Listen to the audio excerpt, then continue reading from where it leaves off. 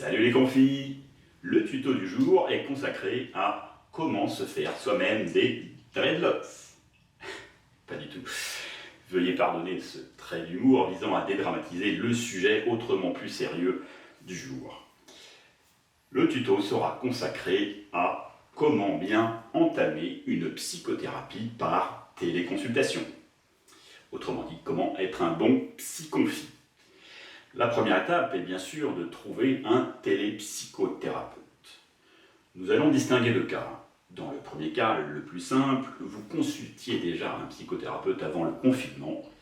Dans ce cas, il suffit de l'appeler et de prendre rendez-vous vidéo avec lui. Avec lui ou avec elle. Bonjour, monsieur Raymond. Comment allez-vous?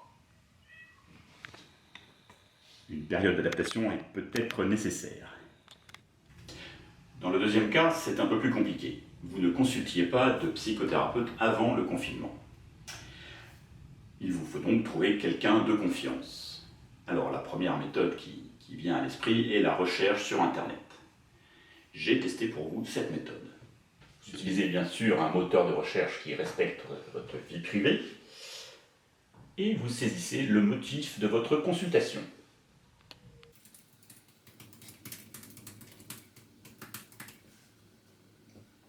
Je clique sur le premier lien que me renvoie le moteur de recherche.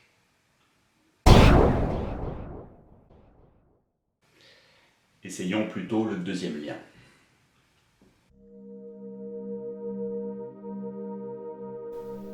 Tu es perdu dans ce monde corrompu. Ta vie n'a plus aucun sens. Alors rejoins dès maintenant la communauté de Judas. Et si tu nous rejoins avant le 11 mai, tu auras une réduction de 25% sur tous nos produits. Et alors n'oublie pas de rentrer ton numéro de carte bleue. On le voit, cette méthode comporte des risques. C'est pourquoi il est conseillé d'utiliser une application dédiée qui vous orientera vers un spécialiste sélectionné selon les règles les plus rigoureuses. Il existe une foultitude d'applications de la sorte, je vais vous en citer quelques-unes. Le Bon Psy, GoToMyPsy, Phobic, PsyAdvisor, Névrose Online, SOS Fantasme, etc.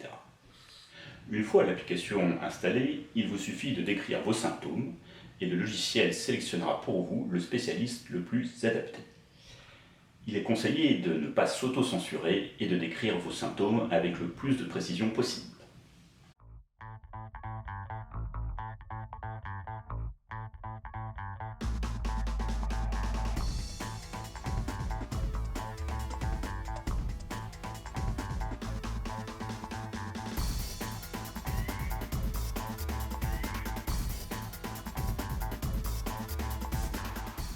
Ça y est, vous avez trouvé un télépsychothérapeute, vous pouvez commencer les consultations. Mais avant de vous jeter dans le grand bain, il importe de connaître quelques principes fondamentaux de la psychothérapie.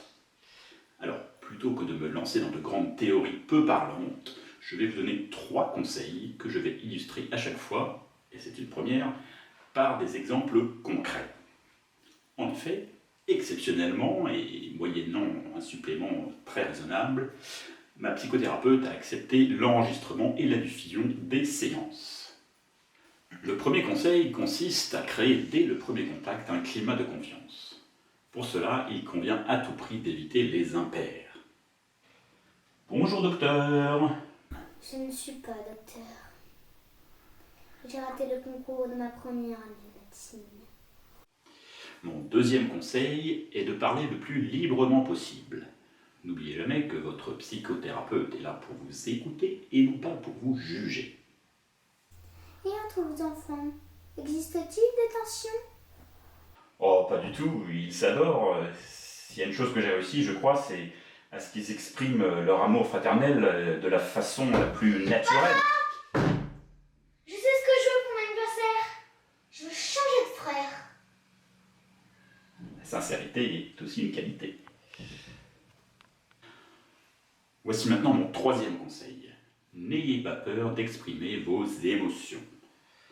L'échange qui va suivre montre qu'un contrôle excessif de ces émotions ne permet pas d'identifier le cœur de ces problèmes.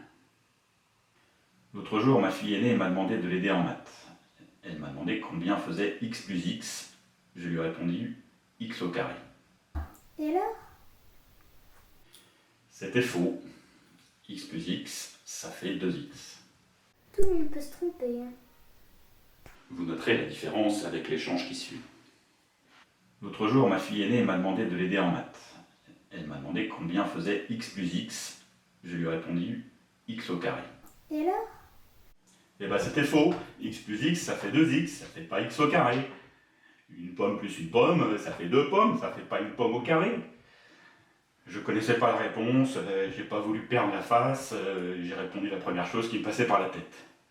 Résultat, elle s'est pris une tôle en maths, elle va faire des études pourries, elle va exercer un métier de merde, et surtout, maintenant, elle sait qu'elle peut pas compter sur son père.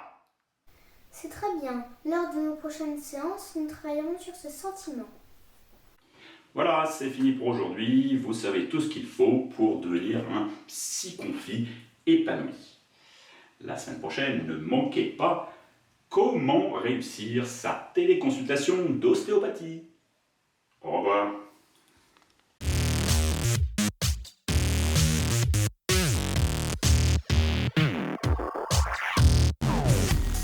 J'ai répondu la première chose qui me passait par la tête pour pas perdre la fesse.